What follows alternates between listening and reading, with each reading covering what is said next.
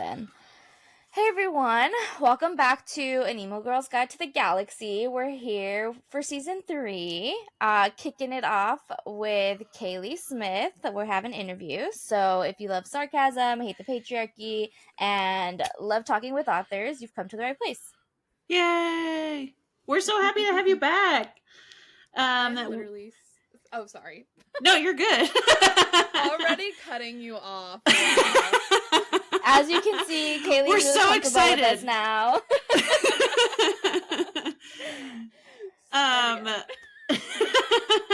No, you're good. I was just gonna say we're so happy to have you back. You were here for book 1, A Ruinous Fate, and now it's time for book 2. We're so happy to talk about it. So if you want to give a blurb about book 1 and 2, the spoiler-free version, we're ready for it. And an author intro, tell us all about it. Yes, okay. So hello everyone. I am Kaylie Smith.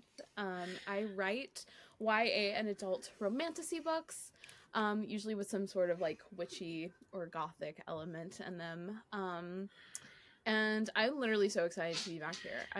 The first podcast we did was probably one of the most fun things I did, when we were doing the press for A Ruinous Fate. But basically, for those who may not be caught up to speed, A Ruinous Fate is a book about a girl named Kala, a witch, whose fate is controlled by magical dice called witch's dice. And so in order to undo her disastrous destiny, she has to go into this magical demonic forest called the Never-Ending Forest with her ex-boyfriend and her ex-boyfriend's very hot older brother.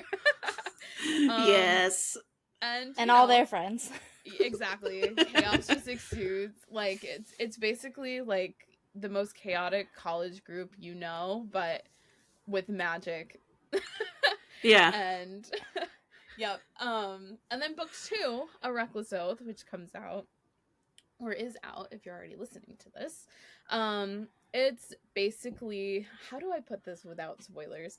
It's basically the aftermath of the very ruinous ending of book 1, and all of the characters kind of just having to deal with grief and figure out where the heck they're going next before this giant war starts. And it was really fun because we get 3 different settings in book 2 as compared to book 1, where we really just see the forest. So we get to explore witches and sirens and valkyries, and Yeah, a lot of plot twists and truth bombs dropped on us, so be prepared. Cliffhangers. Yes. One of the non-spoilery things that I have in here that I thought would be fun is giving a music comparison for the vibes of book 1 versus book 2, because they're so different. Book 1 is obviously action, adventure, start, everyone's happy and excited, let's do this. I was gonna say, everyone's together and they're we're going to the forest. Yes. And then book 2 is very much okay, we didn't okay, didn't pan out the way we thought, everything is terrible. Yeah. Book 1 is everything is awesome, and then I don't even know what book 2 is. I also was telling Loretta while I was reading it that it feels very much this is a compliment, by the way, for anybody listening. It gives off Lord of the Ring vibes for me, because they have such a big ensemble in Lord of the Rings, and you follow everybody around, and you start off in Fellowship and you're yay, we're going on an adventure. And then you get to the second half and you're just okay, it's taking longer than expected. Cool. Everything's going wrong. Yeah. That is a huge compliment. No, literally though, right? Because I also I'm glad that it felt that way, because I really wanted them to have very different vibes. I was also in a very different place writing them, so that makes sense. But yeah, music comparison. If we're talking Taylor Swift, because to be honest, we're always talking Taylor Swift. Yeah. we thought that would be the easiest route. Is choose the Taylor Swift songs. Oh, for sure. Well, the era. I have playlists that's okay, here are actual a range of songs that can apply to the book, and then here's the Taylor Swift playlist version of the book. Are the playlists publicly available? I feel like we asked this last time. They're on Spotify? Yes, they are on Spotify, the first one, for Ruinous Fate. I am currently making the one for Reckless Oath to release. We'll add it. We'll add it to the description for everybody. Yeah. Yes, it's basically like the first one is like Miss Americana and the Heartbreak Prince and Ready for It, and perfect. I Know Places, you know, like kind of like they have those like really nice moments with like cool beats, and it's like, okay, like yeah, this could be fun. And then you get into book 2 and it's like My Tears Ricochet, and yeah. every depressing song ever. Like this is me trying. Like I think of Delphine when I like, oh yeah, listen to that now. Yeah. So it's just the 180 is funny. Yeah. Feelings. It was heavy. It took me a while. I was like, wow, they're going through it. Which makes sense with everything that happens, but I think I mean I could tell a lot of stories about writing book 2 and the place that I was in. 2023 was something. And there's something about there's something about writing a book on contract and having like a very like hardcore time crunch. We can talk about other future timelines that have gone awry, but with book 2 I was like I need to prove myself. I need to like get this in, and then I ended up rewriting like 85,000 words before my very final deadline, like 2 weeks before my very final deadline, and it was for the best. Like my editor and I both agreed. I think the book went the exact place I needed to, but part of the reason it was so hard is because I was like, Kala should be allowed to be kind of both depressed and the worst, like and Gideon, like I was like, he should kind of be allowed to be like the worst right now. I mean, like he just for sure that happens. So I really wanted to give myself space to write that, and like I knew immediately, I was like, the tone is going to be so different, and there's this like pressure that readers who really loved book 1, I was like, could really hate this 360. But I think I'm finally at a place writing books that I'm like, okay, I have to be happy with it first and foremost, and then I'll get to the disappointment of everybody else. But well, we both loved it. We enjoyed the 360, and it felt very natural, and it felt like exactly what you said. Like that's where it needed to go. I wouldn't have expected it to have the same vibe. If they were all happy, that would be like, Yeah. what? Like, it's okay, guys. So true. And before we get into the spoiler section for everybody who wants to come back and listen after they finish book 2, I did think, because I know that we don't have this, I don't think, in book 1 or book 2, so everybody needs to come back and listen to this episode if they want to know. A pronunciation guide for like all of the main places and all of the character names, because I feel like for every single thing, Loretta and I have a different pronunciation. I'm just like, we were just debating it before I just need a confirmed, author-approved list of pronunciation for all of like the continent names and the city names and some of the characters that we meet in book 2. Oh my gosh, that's so funny. Okay, yes, let's do it. You know what? I am a fan of people like pronouncing stuff in text for readers, but sometimes it's just like not an easy thing to write into the book. And I was like, I really should help people out, because every time someone says like Calliope, I feel horrible. I have failed y'all. I am so sorry. Okay, yeah. So let's start with Calliope, and I call her Calla. And then we have Gideon Black, Ezra Black, Hannah, Delphine, Caspian, Kestrel. Who else? Miria. Miria. Okay, I was saying Maria. That was one of. I was saying Myria. Miria. Okay, Miria sounds way better. I was like, this looks like a different way to say Maria. Like, I'll go with that. Okay, Miria. Getting creative with it. Yeah. Miria. Lysandra. Ignia. Who else? What else? Oh, the continents and things. So we have Illustros, Okay. Estrella. Okay, I was saying it like the Spanish way. I was like, it's 2 L's. You gotta make the yes sound. Yeah. Like, no, it's so funny because I actually have a few Spanish speaking readers who have like said that, and I mean like that's perfectly. That name actually came from because it means star, right, in Spanish. Yes. And I had an uncle who used to call his like nieces and nephews that, so it's like, oh, that's perfect. Yeah. So that's fully valid. But I say Estrella because, well. And then let's see what else. We have in book 2 we'll kind of like learn some more of the world and other continents. The entire world is called Aetherius. And then we have that was a question that I had. Yeah, we could talk about that.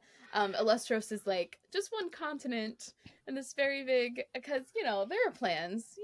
Always ideas. We're waiting. We can go into that when we get to spoilers. Yeah. I think there's Noctum, Bellator, Renial, Raymer, Jack, Zephyr, Jack, and then Zephyr. Is it Celeste? It is Celeste. Yeah. Okay. And then it's Lyra, right? Mm-hmm. And then when they say the nickname, is it Lee or is it Lie? It's Lie. Okay. I was like, it's Lear. I don't know. Yeah, it's between like a Lyra and Lyra. I think it depends on your local dialect, to be honest. But yeah, when they say their nickname, it's Lie. Okay. Yeah, and then Sabine. Mm-hmm. And Amina, of course. I think that's everybody. I think so. And then Indra and Agnes. Yes. Okay. Those are. I won't say until again. Okay. Because I couldn't remember if those names had been brought up in book 1 or not. So I was like, I don't think so. No, they hadn't. Okay. Yeah, there's a lot of development that happens. Yeah, I was like, what is going on? Which we do have questions. So if we don't have anything else that's non-spoilery for book 1 or 2, we have our pronunciation guide, we have our vibes set, we have elevator pitches done. If you haven't listened to the first episode with Kaylie, we'll link that out as well, so you can listen to that episode and catch up on just all about A Ruinous Fate, and you can just get insight into that and get her thoughts. And then we can now jump into the section where we will be talking about spoilers, because Loretta and I have already finished A Reckless Oath and we have questions. We have interrogation. We have thoughts. Yeah. So everyone who hasn't finished this book, please stop here and then come back when you're done, so that way you can get all of your questions answered, because we are 100% sure you are going to have questions and that you will want answers. So this is your last official warning. We will be talking about spoilers now. Our notes are just like all caps yelling. It's just screaming. Yes. Do we get to meet the third queen? Because we only meet 2. Like, we only really know 2 of them. We will, for sure. Gosh, it's just like when building out a fantasy world, especially in YA, I have such it's a lot. I have a constricted word count, okay? Basically, is how that works. And it's like, okay, what can I build out per book reasonably? And so I knew everyone was going to want backgrounds on Hannah and Delphine and Caspian in book 1, but I was like, book 1 we really have to focus on the trio, right? And then book 2 I was like, okay, Amina and Delphine, very key pieces to this puzzle. Yeah. And then in book 3, it's like, okay, we have blood warriors, we have all 3 groups, and then we have the third queen as well as Queen Ignia. Well, obviously is a huge piece of this puzzle. Yes. As well, the Valkyrie Queen. So we will meet the third one. She's not as She's just linked there. to the she's not as linked to the main characters because obviously Miria and Calla have like a specific history, and Calla's a Rouge Witch, so that's her queen, and then obviously Queen Lysandra, the Onyx Queen, is literally Ezra and Gideon's mother. Yeah. So, Mother, yeah. The third queen, I was just like, we have to save her. Yeah.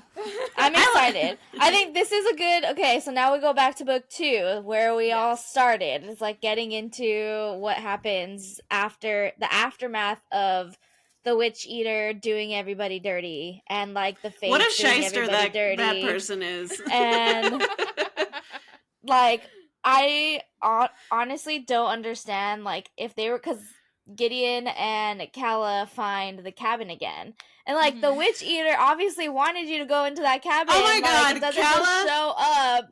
Like, Calla chases that rabbit, and then the door magically opens, and she goes in, and I'm like, are you kidding me? You know what? Yeah, no. Calla is the definition of like curiosity. And then Gideon shows up, and he's like, what are you doing? And then he's the one that ends up taking the thing, and yeah. I think so. What I really want to, and I don't know if it came across or not, but I'll just tell you, like, from an author's perspective when you read that part, because it's so funny. I've had a couple of people read the arc, and like they talk to me about it, and they're like, "Oh my gosh, I can't believe they went in," and like, of course it was a trap, and I would have gone in. That out. Right, I was like, I would have gone. I consider that I am also a stupid bitch. I also would have gone, because like I can't pass up an opportunity. But also I was like, their headspaces, they're desperate. Like Calla sees that, and it's like, oh, is there something in there? Like, what do I do? Like, is there something I can get Ezra back? Like, it's just it's a very one-track mind. And I was just like, yeah, I do feel like she'd be foolish enough to kind of go in, and then Gideon would go in and see something and like be like, damn, all of the consequences, I know this is a bad idea, but if it gets me closer to getting Ezra back, I will do it. Like, I don't care. And that makes sense. Yeah, we see that behavior from him throughout the book. There's the whole thing with the hole, and that was wild. Let me just jump in. That was wild to me, because he dives into the hole, and then afterwards Hannah and Caspian are like, you think they're okay? And he's like, yeah, it's fine. I don't hear screaming. Caspian's fed up. He's like, he's over everybody. Poor He's guy, like, I know. Dude. He's like, I'm exhausted. Yeah. Can I be yeeted out of this forest? Yeah. I just picture him in the background, like, pinching his nose the whole time, being like, I can't believe this is happening again. Like, I can't believe we're doing this again. They're giving that man such a migraine. Like, he's like, I just killed a bunch of zombies. Can we not dive into mysterious holes, please? No, literally. Oh my god. I also was really surprised that we find out that Caspian is like the leader of all of the soldiers. That was cool. Taking their roles, and I was love like, that. What? Because they mentioned like, oh yeah, what Caspian is doing on the front lines with the guild or whatever, and they're like, what are you talking about? And they're like, oh, it's none of your business. Bye. It's we learned so much more too about him. Caspian, I mean, there's a lot that goes into his character, like both just as a character in this series, like the role he plays, and also like as like a sort of like through a political optics of me writing him as a character, right? And like really wanting to make sure that he wasn't sidelined, or that he wasn't just a side character that kind of furthers Gideon's story. Like, he's not just that best friend stereotype. And I always knew, I was like, Caspian's gonna be the one that leads this. Like, he's I think he's effortlessly what Gideon so desperately wants to be, which I think is why they work as well, because Caspian knows what Gideon wants to be, but he's charismatic, and Gideon is like, you just need to trust me because I have plans. Yeah, exactly. And so I was like, it makes sense that people would trust Caspian, especially given Gideon's proximity to Lysandra. Like, I was like, to be honest, Gideon and Kestrel being ahead of any sort of rebellion was just not a thing that I think would have worked. So when I envisioned it, I was like, Caspian's absolutely the person who had to recruit all these people and be like, trust me, he's like one of the good ones, like, and I just really wanted to give him his own agency, and also I'm just like proud of him. What a good little bean. I love him. Yeah, what a swell guy. Him and Hannah in this book were so cute together. I love them. I know. They have one of my favorite relationships. She's like his little sister. Yeah, it's so cute. Yeah, they're he calls her little witch, and I die a little each time. Angels. I know. I'm really so excited to, like, especially their bond and stuff. And when I was looking, and my editor and I were talking about, like, the relationships and, like, who ends up getting closest in this book, Gideon and Calla very selfishly, and I mean, like, not unvalidly, right? In their very own world, they have a lot going on. So it's just like, it makes sense. Caspian and Hannah are like, we're just holding on. Yeah. We're the ones left, and we need each other. Yeah. They're like, come pick us up when you're ready. We'll be here. We'll be in the demonic forest. No, exactly. I also love, because you're talking about how Caspian is like, of course, he's the one who's leading all of this, and he has like the charm and the trustworthiness, the vibes of like getting people to follow him. And there are a few specific scenes with Amina where she's like thinking to herself, and she's like keeps thinking about Caspian for whatever reason. Love that. And then she finds out that he's the one who is like helping lead the rebellion against the witches, and she's like, God damn it, like I need to stop thinking about this man. Like, what's come on? Yeah, no, exactly. It's especially because, I mean, I won't spoil anything, but I think we can all kind of see the seeds of the I'm so excited for the reunion. Yeah. And it's like, when I was thinking about like how these characters come together and what reasons do they have to stay together, and also their fates at the end of the war, because I mean, obviously we know the war is coming. I was like, what kind of person would Amina be able to tolerate? And she's like, if there's one thing I love, it's someone who will take action, right, for what they believe in. She's the exact same kind of person. Mm-hmm. She's just a little more hardened, where he is like, I had a great childhood. Oh my god, that cracked me up. I love everything. So yes, no, I love it. I'm not gonna lie though, speaking of Amina, she kind of got on my nerves the entire book until like the very last few chapters. I was like, you've been gone, bro. Like, you've been gone for so long. Why are you so upset that people are like trying to live their life? Why are you so mad that they're like, hey, just, maybe tell us what you're thinking since you've been gone for a while, and like, we don't want you to get banished again. Like, can you just like give us a little bit? Why don't you trust me anymore? And I'm like, Amina, come on, girl. Like, get it together. Yeah, no, that is so true. Like, to be honest, and very intentional, because I feel like if anyone has had the experience, a lot of Amina's story and character art was just based on my own experience, like, of seeing friends that you all used to be equally close. Like, we all, like, sometimes three's a crowd. Like, I think we've all kind of experienced that sort of friendship before, we were like adults and we knew how to bounce. Like, you can have multiple best friends, but when you're a teen, it's like you see people that you were equally close with start to get closer to each other, and that like very specific kind of pain to be like, I don't understand why you don't like me as much as you used to, or like don't like me as much as them. Like, why do you call them first? Why do you text them first? Why do they know stuff about your love life or dating life that you're just telling me now because it happened to come up in front of me? Like, and I know those are such specific examples, but like, that's fully where it derived from. And you're right. I'm reading this as a 30-year-old woman, and I'm like, girl, I'm not reading this as a 16-year-old anymore. You're right. It's like, and I mean, like, I think when your frontal lobe develops, like, you start to see, like, okay, like, yeah, proximity, like familiarity, like daily basis, talking to someone, like obviously they're going to be closer than you. Like, you just have to, it's just like a thing you live with. Also, it doesn't mean that we're not good friends or that I wouldn't extend the same things I do to you as this other person, but it's just different. And I think as a teen, that's a really weird thing to navigate, like especially when you're doing it for the very first time. But I also think it's really valid to be annoyed by it, because there's a war. The war is coming. It's been 6 years.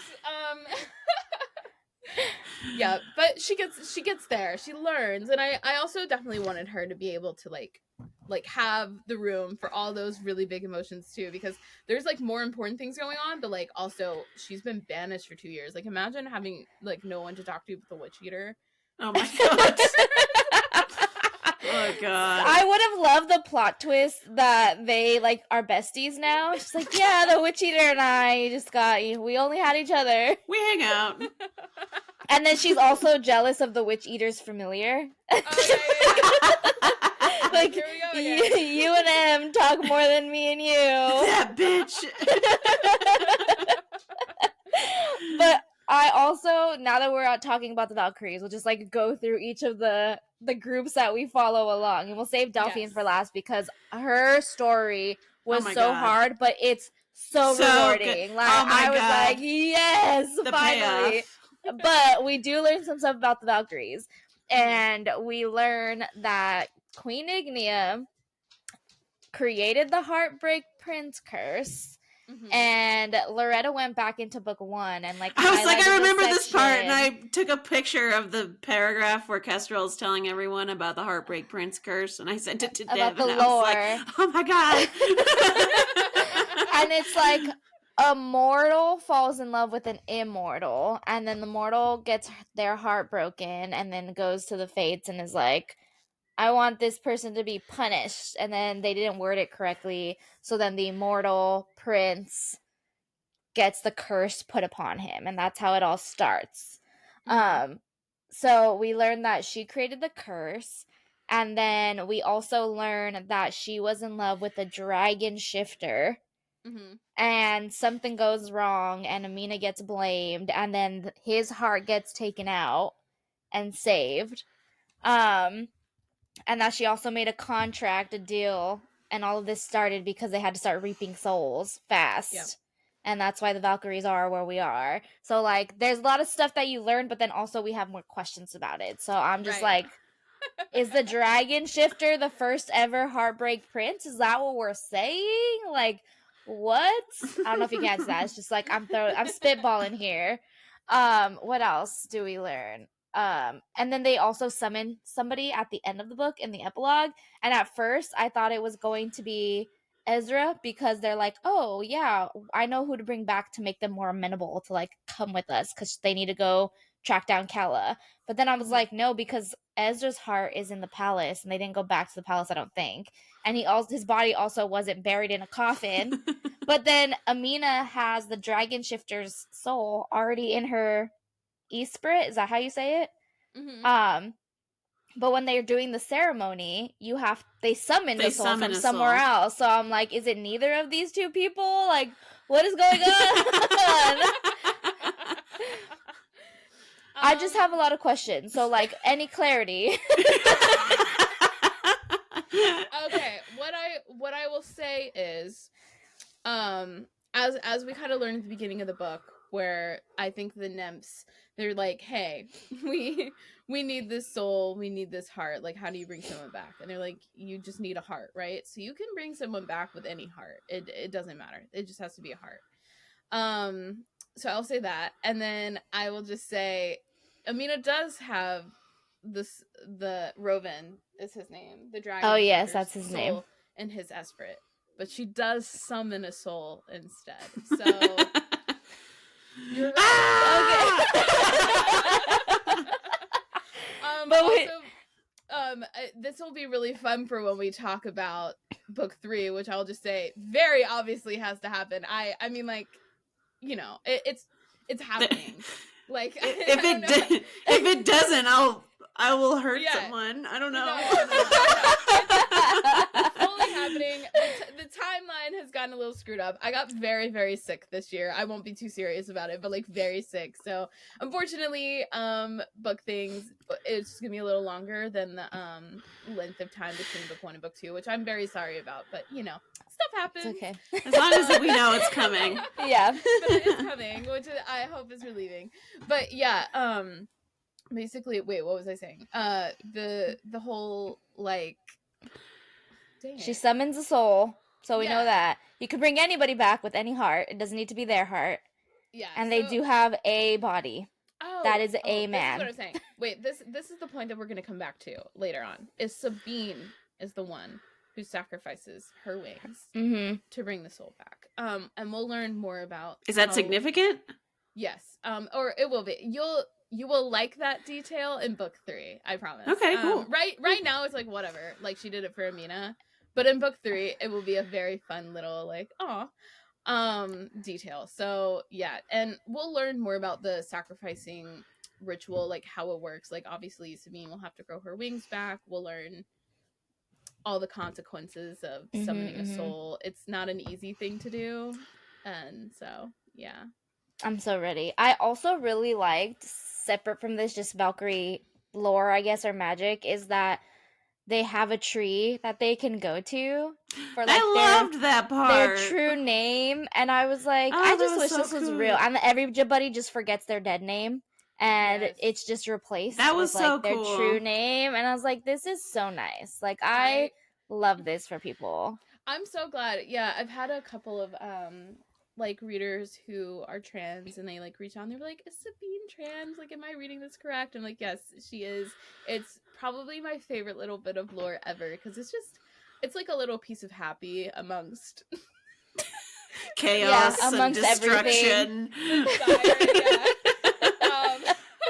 But I always like, I was just like, what do I want this to look like? I didn't want it to be something you had to like really sacrifice anything for. I don't think that's fair. I think I wish so desperately that it was just an easy thing to do. And so I just love the idea that all you have to do is you go to this tree, and you get to carve in your true name, and then even yourself, like, you will never remember that dead name again. Like, that's just so fun. Also, magically, like, however you identify, like your pronouns even are replaced in everyone's head as well. As we see with the Wayfarer, who is like this bitch.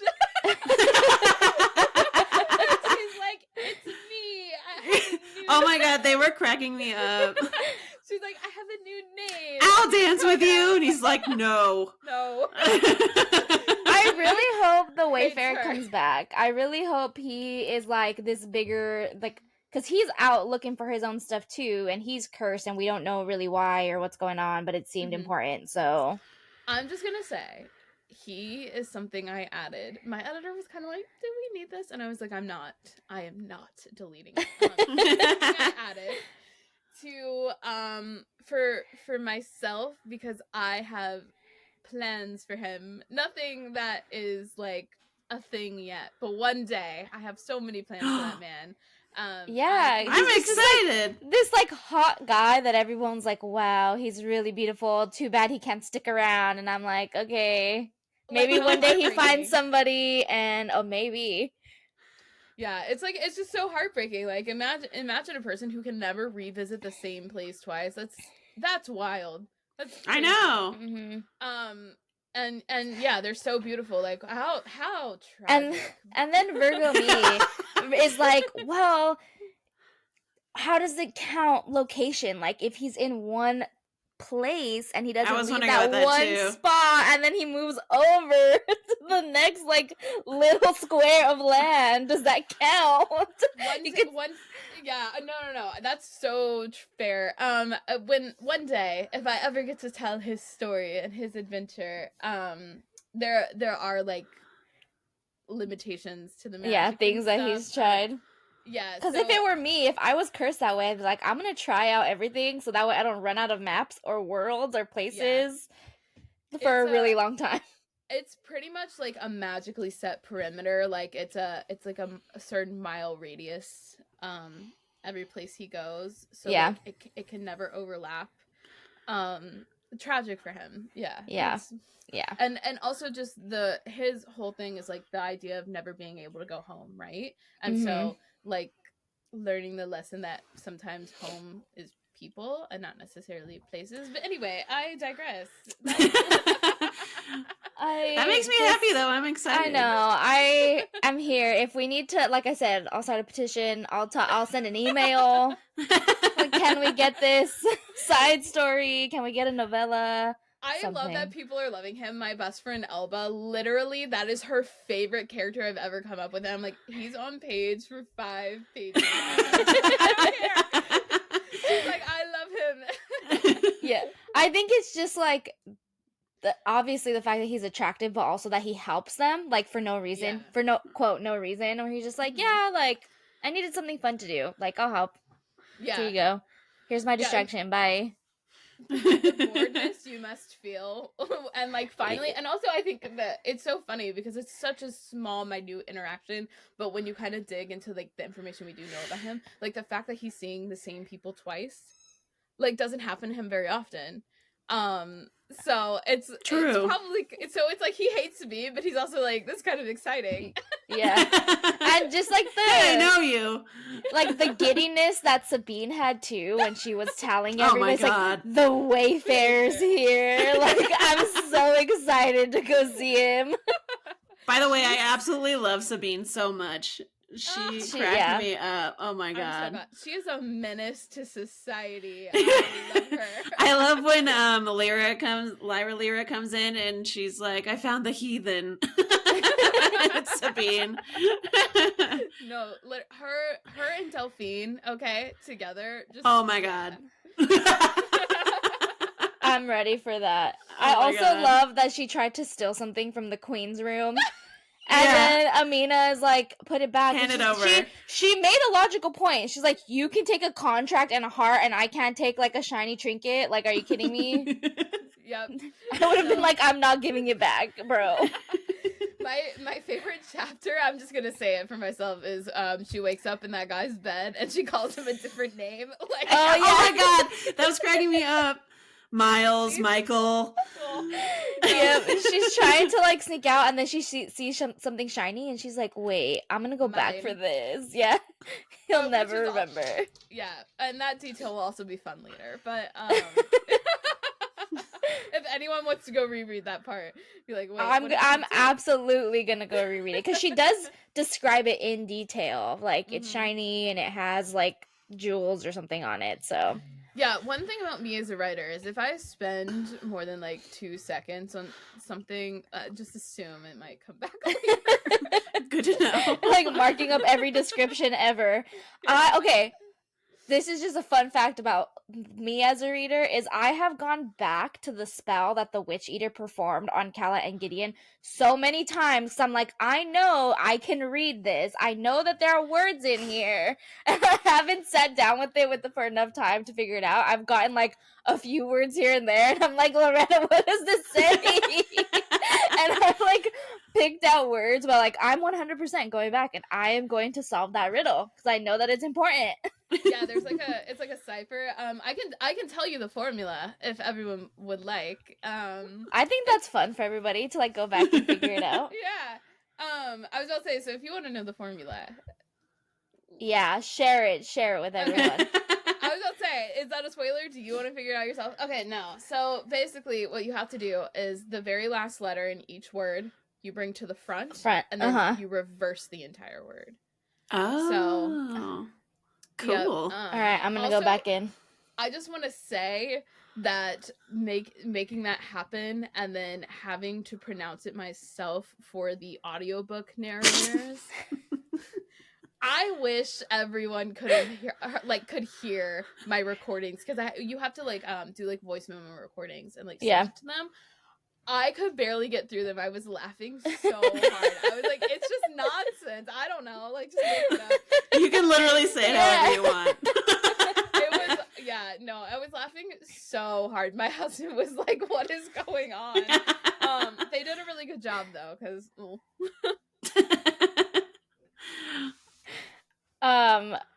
Yeah, I'm gonna go back in and read that, though. So, moral of this whole story is everyone go back and read the tiny details, because they're all gonna be important. Yes. Okay, I think we can go and skip into Delphine's story before we get to like the final few scenes with the Witch Queens, because I also want to get to that. That was madness, yeah. But Delphine deserves a section because she's going through it. She has a rough time, but her last 2 to 3 chapters, oh my God, I was like, so good. This is the redemption. Like, this is the the closure that I needed. It was so like satisfying. I was so happy for her. I was like, I need to cry. I need to like do something. I need to let it out. It's so sweet. Like she's free, but she got tortured, and we learned about her and her mom, and I was like, wow, like there's a lot of trauma there that I was not expecting. And Loretta has some feelings about Celeste that I'll let her share. No, she just bugged me, and I didn't really have like I understood why she acted the way she did, and so I don't really have like a rational reason for disliking her. But I was like, I want you to go away. I will say that my perspective of it was I believe that it was because we're reading it through Delphine's point of view, and so to her, Celeste is annoying because she's like, you didn't come with me the first time, so like, why are you here? Like every interaction that we see, if it was from like Eros's perspective or somebody else's perspective, it would be like, oh, she's being so genuine, she's being so nice, and Delphine is being mean. But because we see it from Delphine's perspective, she's just like, can you go away? Like, I don't, everything you're saying is annoying me. Like, I don't trust you. We're not a thing anymore. Yeah. Yeah, no, it's very much that. I mean, because there's like so much history, and I think also like the sense of betrayal that Celeste, you saw mostly what I went through here, what Reniel does to people, and you didn't leave, and now you brought me back, so you can ask me for something, girl. Move on. Yeah, no, it's been a decade. I really want to know if Delphine's mom is going to show up at any point. I was wondering about that too. We learn a lot about that relationship and how it ended and how she like took money to not see her anymore. But then by the end, Reniel's magic is locked up, and Delphine's oath is unlocked, and so she's not tied to anybody anymore. And so if his magic is like completely gone, does that mean all of the oaths and all of the things that have been sworn to him are also just broken, or do people still have to follow those? Yeah, I mean, pretty much they're like dissolved. Like, I mean, it's locked. It's like it's the rules of magic in the world kind of is like when you cut off the source, like the oaths and things break. What I will say though, for book 3 at least, we might get like a conversation between Hannah and Delphine, right, about her mom and like what she went through, and they already, Hannah and Calla already know a little bit of like the trauma, but Delphine isn't the kind of person who's ever like divulges a lot of personal stuff. She doesn't like feeling vulnerable in that way, and we'll kind of see her come to this conclusion, which I think I would come to as a person myself, is that she's like, even if I could, I don't want to. Like, let her continue to believe that is still a thing, because her mom won't know. I mean, unless, you know, word starts to spread from the sirens. But just I feel like my own relationships with certain family members and things, when I think about it, I'm just like, even if I could, I think it's done. I think I have the closure. I think she's gone through all of it. She did it herself, and she's just like, I'm gonna let that rest forever. That makes sense, yeah. Especially considering how her mom was before. It's just like sometimes it's like not even worth it. It's like you knew you had a relationship with that person, you know you're related to them, but they exist somewhere in the world. I mean, like, honestly, she doesn't even know if her mom's dead or alive. I don't see her. I think there's like a lesson there. Like, she is complete and whole in and of herself, and she's good. Yeah, the moment she unlocks her oath and she just feels lighter, and she's just like, yeah, I was like, oh my god, yes, I love this for you, and you did it, and you went back for Celeste even though you didn't want to, because Hannah told you to. The moment when Reniel has her like pinned or whatever, and then she starts laughing, and he's like, what the fuck? Why are you laughing? And then she sticks the key in him. Oh my god, that was so satisfying. Yeah, it was just the whole thing about that ending scene, like the culmination to that point. I was like, this is so satisfying. Like, they tortured her, and then he bound her again, and then she's like, don't worry, I got it. I figured it out. I also want to know who Bellator, I think that's how you say his name, Reniel's brother, is I liked talking him. about when he says, when you see him again, can you tell him that, like, I hope he's happy or whatever. He Dying. says something. Yeah. I was like, wait, who is he talking about? Like, does Delphine know that also knows about, like, what? I need to know. I need I was gonna answers. say, some people actually have already figured it out. Some ARC readers figured out exactly who he is. Impressive. I have to agree because I've left. Okay, it's definitely something you can figure out. But I think I was like, y'all are like very shrewd readers because I think I would have had a hard time as a reader until book 3. It is possible though, and I've had, I think, 3 different people DM me being like, is this who this person is? And they're correct. That's wild, because I was trying to, like, rack my brain. Again, I didn't reread book 1 like Loretta did, so if we need information from book 1 for this to make sense, like, I'm out. It's so minute. It's like definitely breadcrumbs. It's definitely one of those things I wanted it to be when you read book 3. It's like, oh my, like, how did I miss that? But also so hard when you don't have the full scope of the situation. Yeah, I was just like, who is he talking about? I also really like his character for whatever reason. Me too. Like, even when we see him when she's, like, 10, and he's like, you don't want to do this. Like, trust me. She's like, who are you? And he's like, nobody. She's like, so precocious. Yeah. Yeah. My juxtaposition of him is kind of like, okay, there's a very, like, insidious, dark undertone of Reniel and Delphine's relationship, right?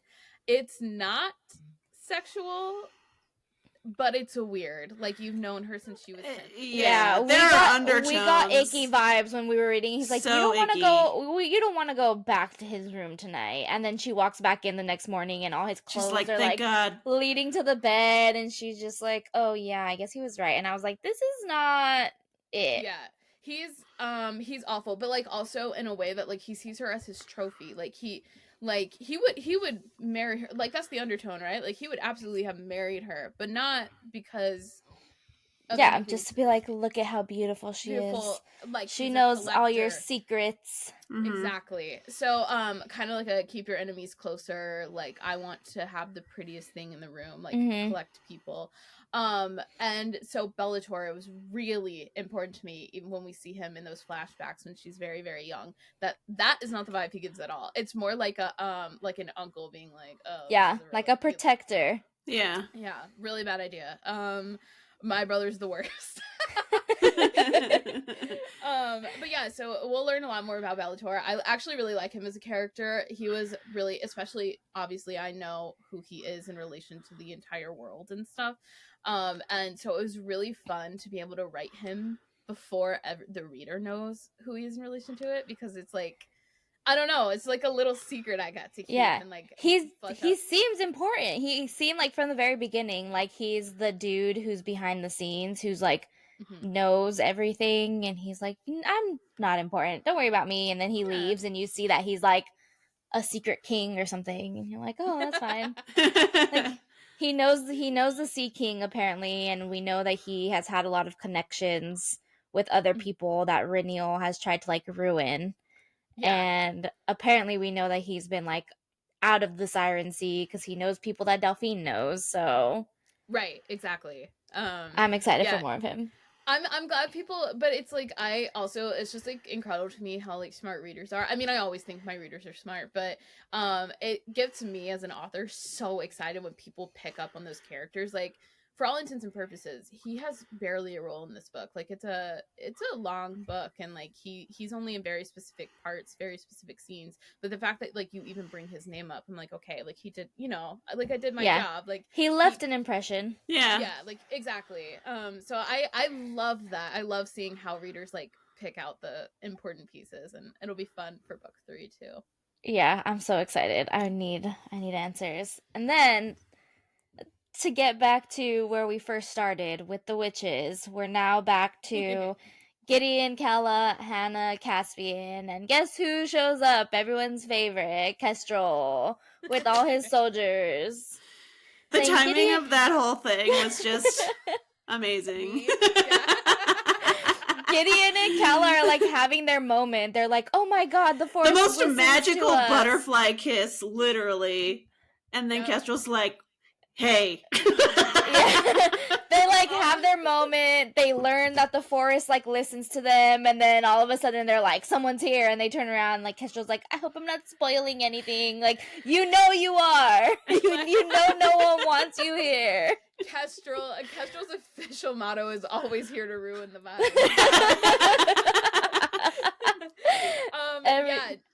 That I knew how it was gonna play out, obviously, because it was like there's gonna be a kiss in this book. It's gonna be ruined by him. So I was like so excited for the timing of it, and that butterfly scene when it came to me, I was like, oh, this is so fun. Like I loved writing that part.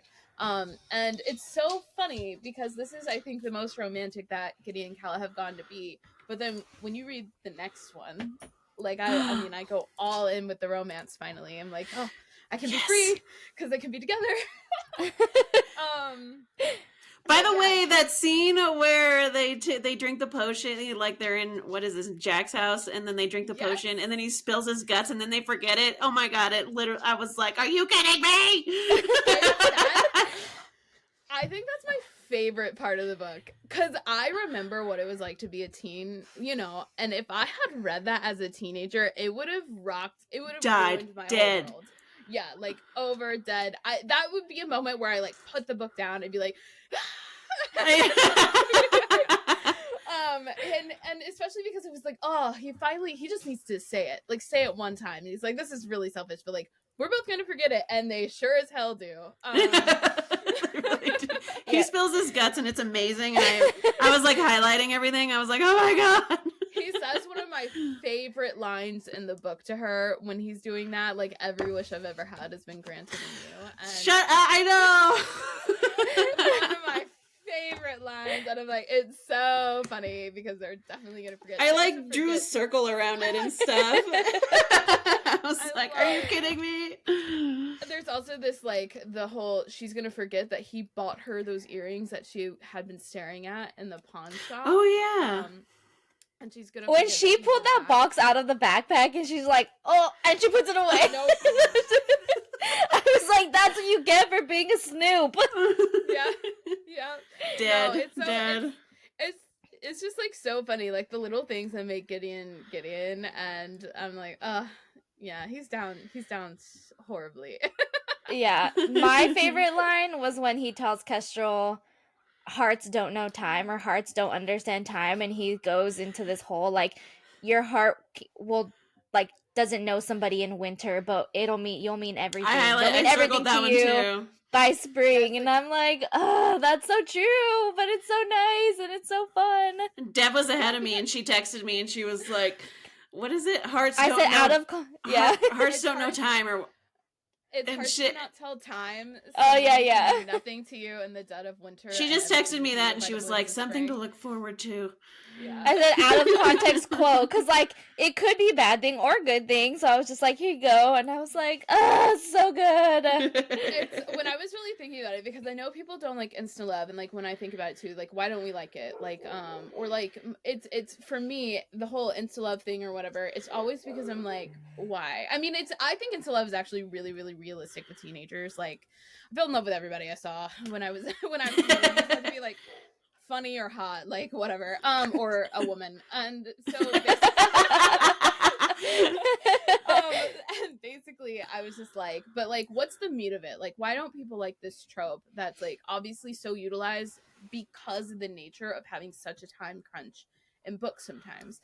And to me, it's because it's like, why are they so special? And like that's what Kestrel is really digging at too. Like, how is she so special? Like, it's been a couple of weeks, and when I was really thinking about Gideon and like how he feels about Kala, and like more than just the connection, more than just the soul bond, it's Ezra's stories of her. It's listening about who she is as a person.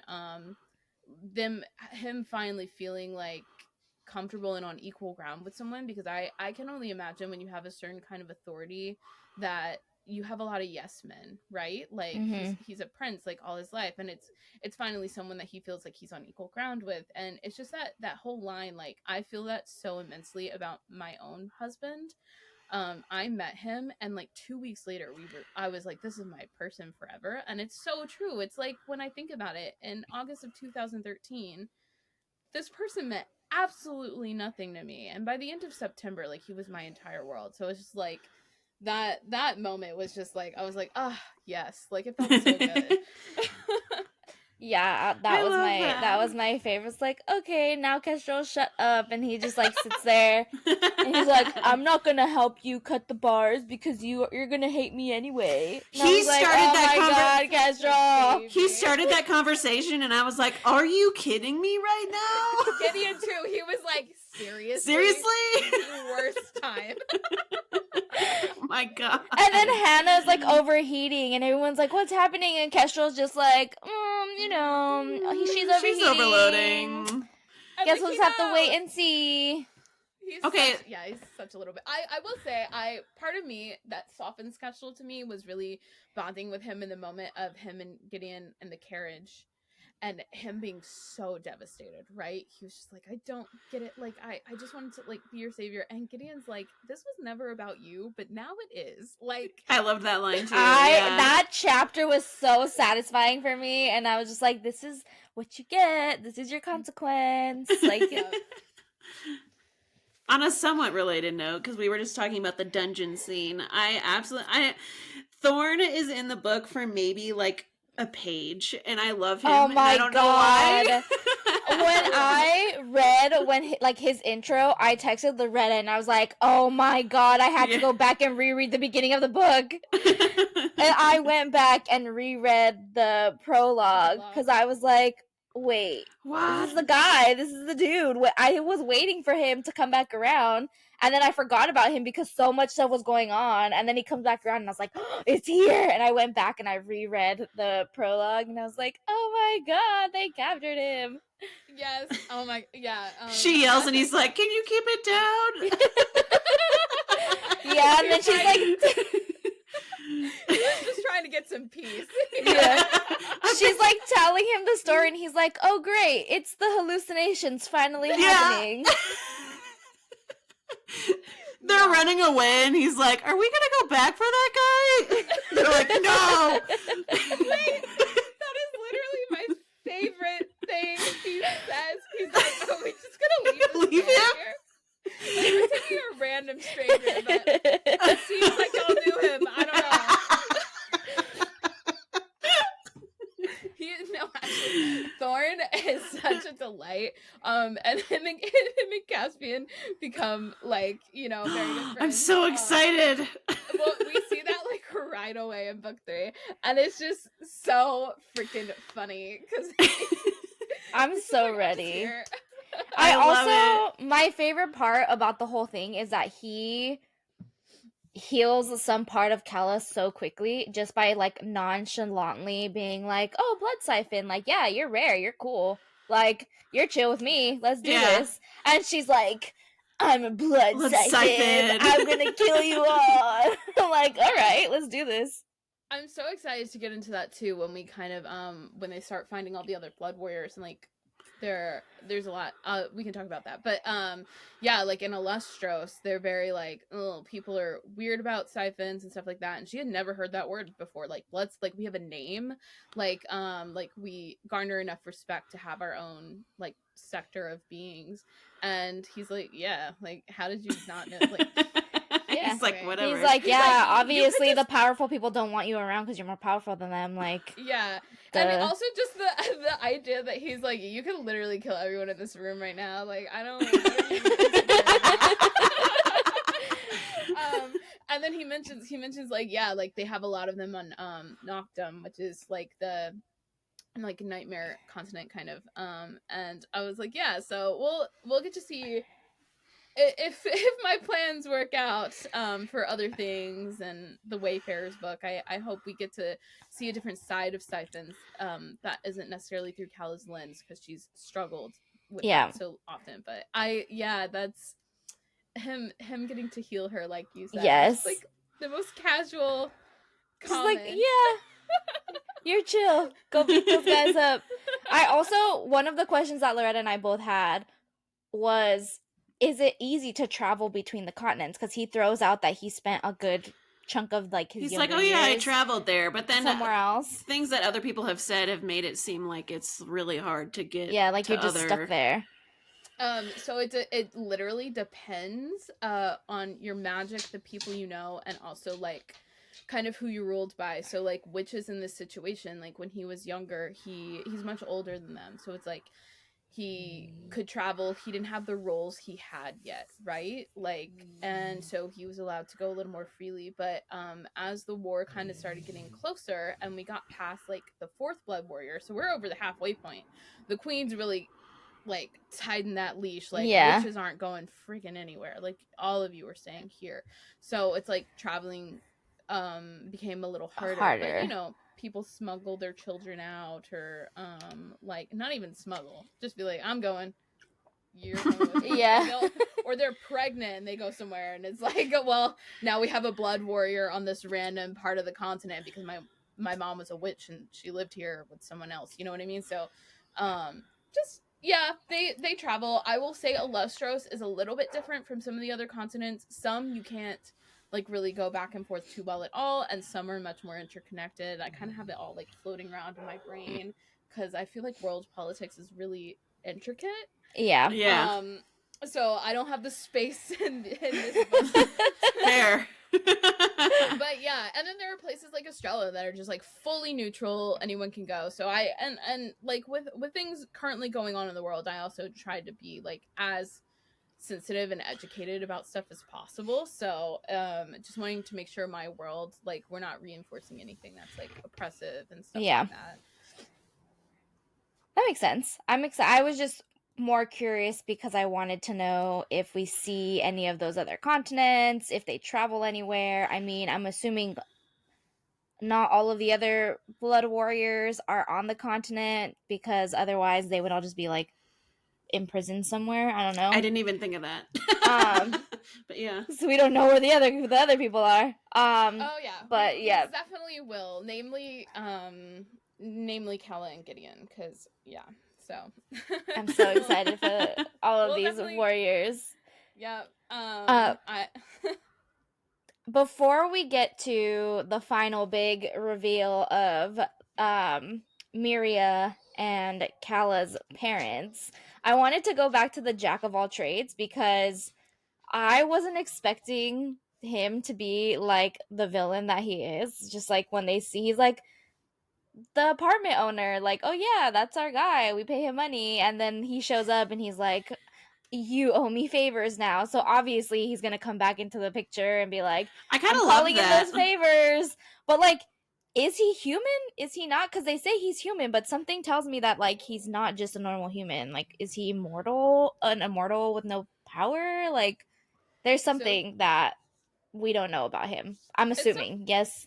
Yeah, it's so funny. He is actually one of the first characters I really fleshed out. I was originally going to write a book about his character, and then when I did A Ruinous Fate and like this role came up, I was like, oh, that's him. So I kind of like meshed some things together, and he became the character that he did here. But yeah, so the Jack of all trades is, and that's like his official like full name, which is so funny. He's very, he's very, very, very like villain-esque, and I have very big plans with him in the way of the Wayfarer. It's and we'll learn a little bit more about this, but hopefully one day I'll get to like fully flesh him out. But the stuff that we'll know so far is he is a human. He is mortal, but there's a lot of stuff going on. And he's mortal with an asterisk. yeah. Exactly. Mortal, however. And I love to do stuff like that because yeah, I mean, like he sold Cal out to Raymer and Boone like that for like he knew she was gonna show up. Then he's very much just, I always wanted to write a character that was like for his own gain only, and like not right or wrong. It's not even morally gray. It's just like he will be on the correct side if the correct side suits his wants, and So he has this favor from Kala, and I think it'll be very interesting, like, and Gideon, how it like kind of plays out, because it's really just for him to have in his back pocket. Yeah, Like, that's what I was. I was like, these favors. They're giving out these favors to everybody. I know. He has no actual like alliance to anything or anyone. Like, he's not an alliance with the Witch Queens, or it's like very much like him, like his empire. And I think there's like a bit of ego and pride there, right? Being like the only human that for sure. immortals respect, like every time he's mentioned by an immortal. So he's very interesting, and I'm excited to do stuff with him eventually. I kind of love that, because he was such a blip in the first book. Mm-hmm. Like, he's barely even mentioned, and then they burn his house down, and they just run off into the woods. And then I love about that. I loved that he came back, and he was like a bigger character. That was cool. Yeah. I always knew that was gonna happen, so I was like, it's gonna be so. Because at first, my editor even was like, "Why are we giving this man a name? Like, just say landlord. Like, why are we naming him?" And I'm like, "Because just wait. He comes back. There's a plan." And then, like, she saw my plan. She was like, "Okay, I see what you're doing." Yeah, you're like, got it. She's used to my antics by now. She's like, "I'm not gonna ask Kay to cut anything because there's a reason." Now I'm like, I need to go back and reread everything and like pick out, okay, she spent more than 2 lines. Got it. This is important. I know. I will say, after rereading book 1 and then reading book 2 immediately, like back to back, I'm seeing a lot of the connections between stuff and like the timing of everything. Like, I can't even think of an example. Like, just how everything like perfectly works out, fate and coincidence. And it makes me wonder, like, was that hard to write? I can't even imagine like trying to time everything. I'm imagining you as the witch eater, and you have like this giant board with a bunch of strings and stuff. Yeah, literally. This has like been the hardest thing in the world. We'll kind of talk about some of my other projects later, but this is just a different sort of beast. And I hate to say it, but I really don't know if I'll ever be able to do something like this again. Not that I'm even doing this particularly like amazingly or anything. I'm trying my best, guys. I think it's amazing. Yeah. I'm trying so hard because it is a lot to keep track of, and it seems like so much. And I really want it to all tie together and come together and stuff, and I don't want people to be so confused. Like, I have no idea what's going on. Like, I'm really You're doing a great job, which is why I'm asking, because I can't even imagine writing that. And I just basically I reread these books so many times when I'm writing the next one, and like writing the third one and being like, this is it. This is all the space I know I get to complete all of these breadcrumbs that I've started. And I sit down, and the reason it's taking me so long is like, I don't know if I can do this, but I will. And it's really just like diligently bullet pointing everything, like going back through and being like, oh, I left a hint of this, so I have to close the circle here. Like, and when it comes to, I will say the hardest part is just immortals having such a wide range of ages, and the world having such a big timeline, right? Because it's just history. Yeah, and also like, the time working differently in all of the different places. Oh my god, the time zones. 6 years being passed somewhere, and it's only been 2 years somewhere else, and it's just like, it's a lot. Yep. No, true. Like Delphine and like her timeline and stuff, and then because I had a couple readers, like they were just like, at first I was like, I don't understand when these events are happening, but then what I did was I used the device of like the blood moon happens technically at the exact same time. Yes. But the length of time it takes to get to that exact point, like that is different. Is different in every place. So it's just like I wanted to unite, like when things are happening under the blood moon from Delphine, they're happening to Kala and the palace, and they're happening to the Valkyries. But like the amount of time they spent going up to that is all fully different. So I was just like, okay. Yeah. Also, copy editors, God bless copy editors. They will go through and find the continuity issues with you and like make style sheets. And I feel like a lot of times we just talk about our editors, but I would die for my CEs because Lord knows I can't spell, and I do not keep track of timelines very well. Well, it's working well so far. Yeah, it's all coming together. We're excited for the rest. Really appreciate it, especially because every other book I'm writing is so different because it's like a contained story. Yeah. And so I'm just like, this. I really was like, I'm gonna come out with a bang, and I'm like, oh god, maybe this was a mistake. I'm gonna shoot my shot the first time. Yeah. Also, I think we should note that, like, we obviously know who the favorite Black brother is for all of us because we have not brought up the Ezra scene at all. That's true. Oh my god. The poor guy is dead. And he has a whole part. He has like a whole chapter. His own chapter, and nobody's mentioned it. Okay, I will say I really loved that, though. Like, I loved the closure of it because it made me feel better about, I don't know, Gideon and Ezra. Moving on together. His growth after death was really nice to see. I love that Gideon's like, you're so, what did he say? You're so, like practical. Insightful after death. And he's like, death changes you. I've been marching with these assholes. He's carrying his little stone, and they're all marching like zombies. And he's and he's like, leave me here. I thought that it was a nice way to kind of give Calla and Gideon the freedom to not be guilty or sad or anything anymore. Yeah, and then right after they show up at the exact same place they started, and I was like, oh, big circle. Right. Exactly. Like, I'm so glad you noticed that, because some people I don't think like that, but I was like, but think about it. All that work and all the consequences they gained from it to end up in the exact space that they started, because if they had just realized from the beginning that, like, Calla specifically, that things were not working out with Ezra, like, that was, like, her and that conversation she had with Hannah, everyone's like, that was not working, like, and I know some people do not like the love triangle brother thing. You can pry it out of my cold dead hands. I'm so sorry. The angst will always be there for me. I do not care. And I was just like, it's just really like her and Ezra were just not good fits. They were very bad for each other. Like, I just don't think they brought out the best parts of each other. Even though he had the reasons he did for, like, betraying her or whatever, like, that's all valid, but y'all still clash constantly. Yeah.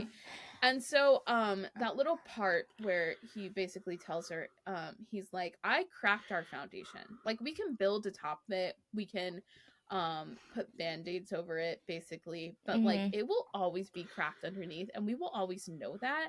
But, like, she doesn't, like, she has a solid foundation with Gideon. Like, there's no cracks in it. And he's like, this, like, guilt is a really stupid reason not to be happy and, like, live your life. I love that line, too. Yeah. And so I was just like, yeah, this is how I feel, because I feel like, not that I'm, like, doing anything, like, innovative, but I feel like so often, because we like the bad boy trope in books, we kind of overlook some things that are like, in real life, maybe. Yep. That's not healthy.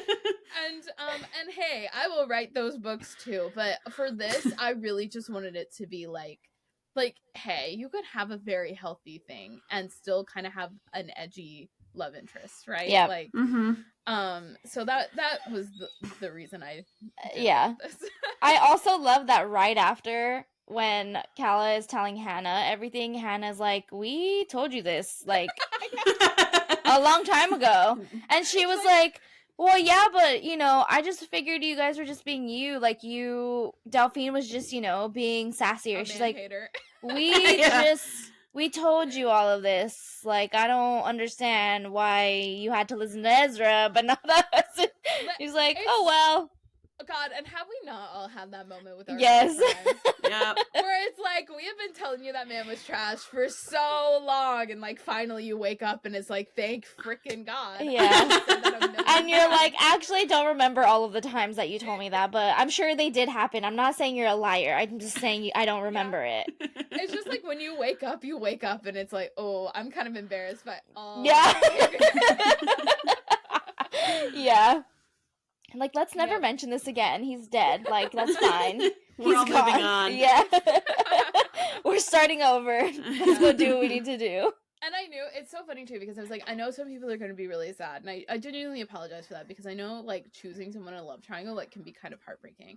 But when people are like, why did she do all this just for Ezra to stay, or like whatever happens in the future, it's really just because it's like, I feel like sometimes we just cannot get exactly what we want, exactly how we want it, and I feel like sometimes we just have to waste some time on it and learn our lessons. Yep. And move on.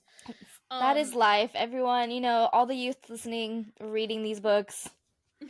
Caspian was right, but they needed to learn that Caspian was right. Right, exactly. Like, sometimes you gotta do it yourself.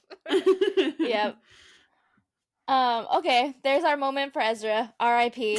R.I.P. Ezra. The emo king.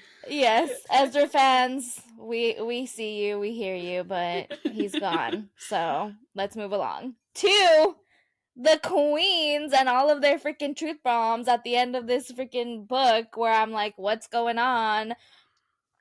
Calla's mom apparently ran away from the queen and went to go marry somebody. I was like, what? When did we... I wanted to ask about that. Did Calla know about this the whole time? And she just, like, living her life having this information? Like, what?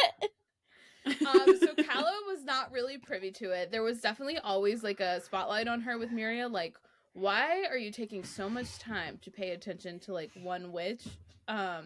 Like, there are a lot of witches in her situation that might roll double numbers and stuff.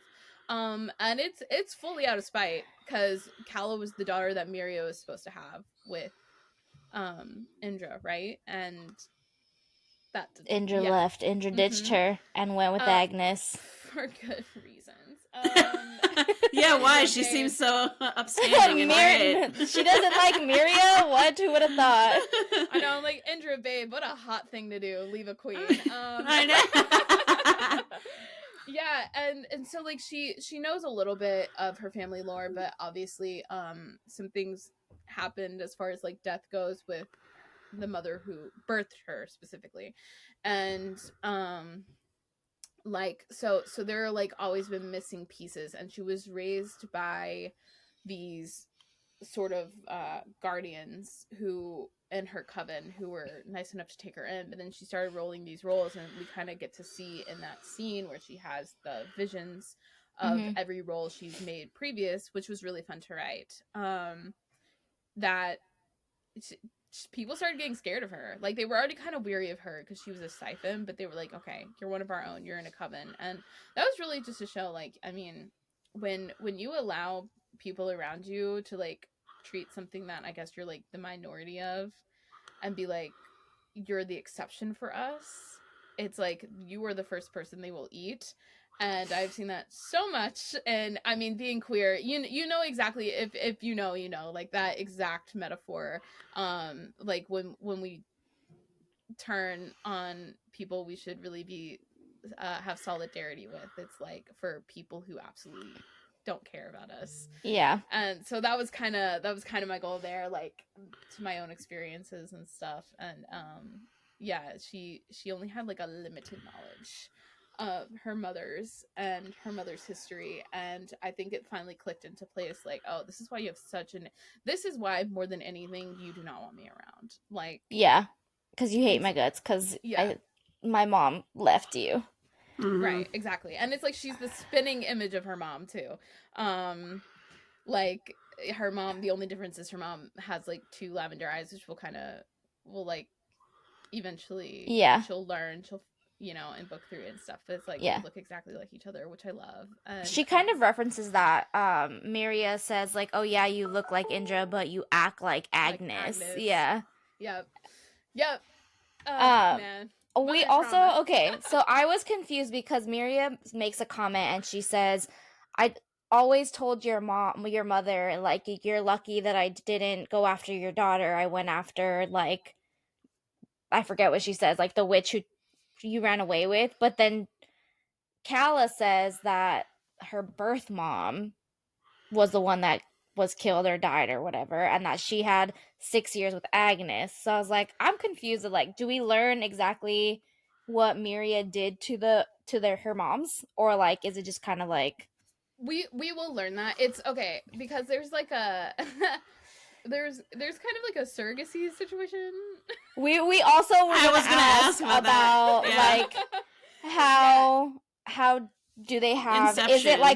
is it all Rouge witches have children that way, or was it only just because like they were together as a gay couple and they were like, we want to have a kid, and then that's how it happened? And Gideon and Ezra have like a dad, or do they also have two moms? Like, does it matter? Is it important? Didn't seem like it was like that big of a deal. It wasn't super important, and I mean, like, we'll kind of get those details a little more later, like clarifying, because it's like part of the reason that Khaled didn't really know what was going on, right? Because we'll know what happened to Indra specifically, but like the reason Cal is like, of course it's not my fault, because I feel like some people were like, Khaled was kind of like, I thought she might be sad when the witch eater in book 1 basically reveals that she killed her mom, and Cal is like immediately doesn't really feel, she's like, of course it wasn't my fault, like I was a baby. She's talking about her birth mother, right? Like the surrogate, and it's genuinely because they were a gay couple, and both of them, like, I have like a cute little thing in my head. It was like, well, I want to be pregnant. Like they both wanted to like experience that, but they were like, we're gonna compromise. We're just gonna we're both gonna do it.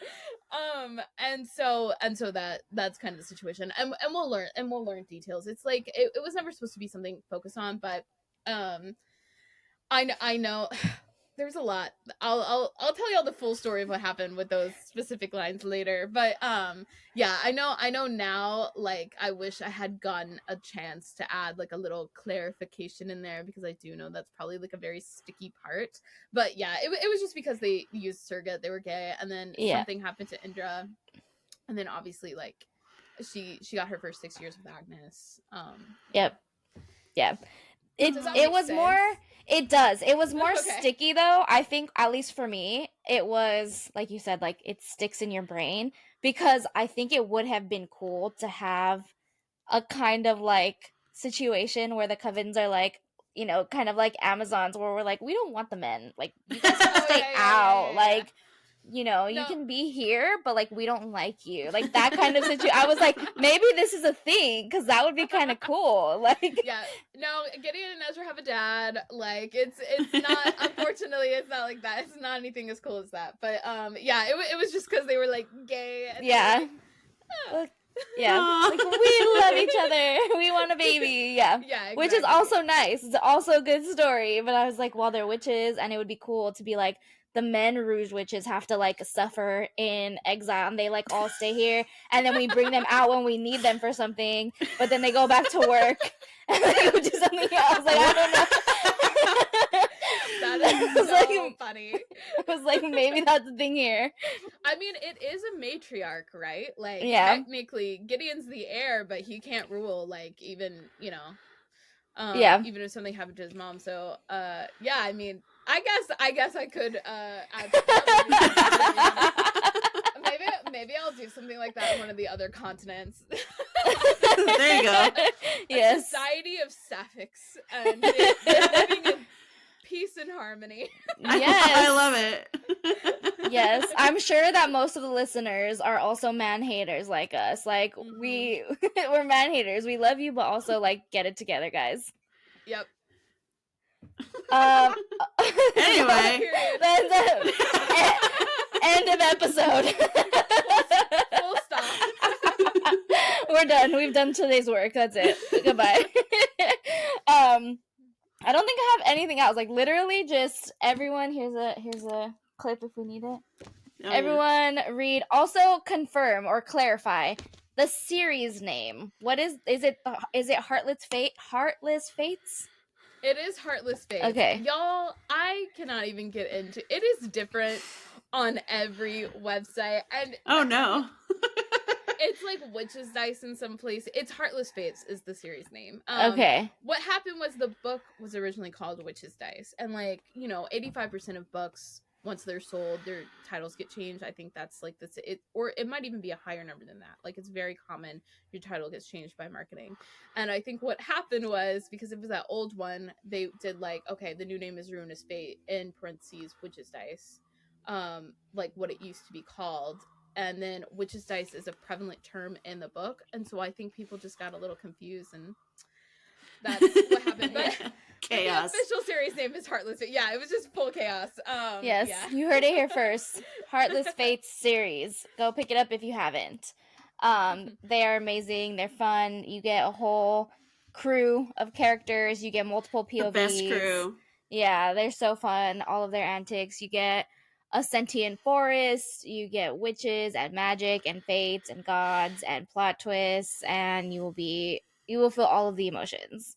So, before we end, is there anything you can share, news for our listeners? It doesn't have to be about the series. It can be about anything that you're working on, something that you want everyone to be looking out for, and then we'll wrap things up after that. Yeah. So obviously, hopefully, we'll look forward to book 3. Hope I'll have more information about that in 2024. We'll see what happens. But as far as other things I'm working on, I have a book coming out in September. It is my very first adult romance book. It's very... Woo! Yay! Yes. I've actually let Dev and Loretta read a very early version of it. Yes, it's already amazing. I can tell you. I'm so excited. Obsessed. I'm actually wrapping up final edits for it first week of January. So like it's about to be in its final iteration. I just got a cover in my inbox. Yeah. And it's gorgeous. And I love A Ruinous Fate and A Reckless Oath and this series so much. But I am so excited. I am also excited. I'm excited. I know. To finally get to talk about this book, because I love smut. I mean, let's... I love smut. I love it. And so, yeah, I was just like... It's so good, y'all. It's a gothic horror-esque romance. It has like horror elements in it.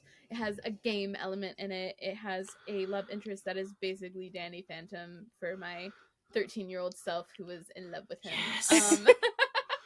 And yeah, so that will probably be revealed very soon after this comes out and stuff, and I'm really excited to talk about it. Yeah, I am also excited. Like Kay said, Loretta and I have read the early version, and I think I finished it in like 2-3 days. I finished it really quickly. It was amazing. It was so I did good. too. So everyone look for news, and I'm sure we'll have another episode where we go through all of the horror romance smut of this book. So stay tuned for more. I can't wait. I was gonna say that one is gonna be fun. So much fun.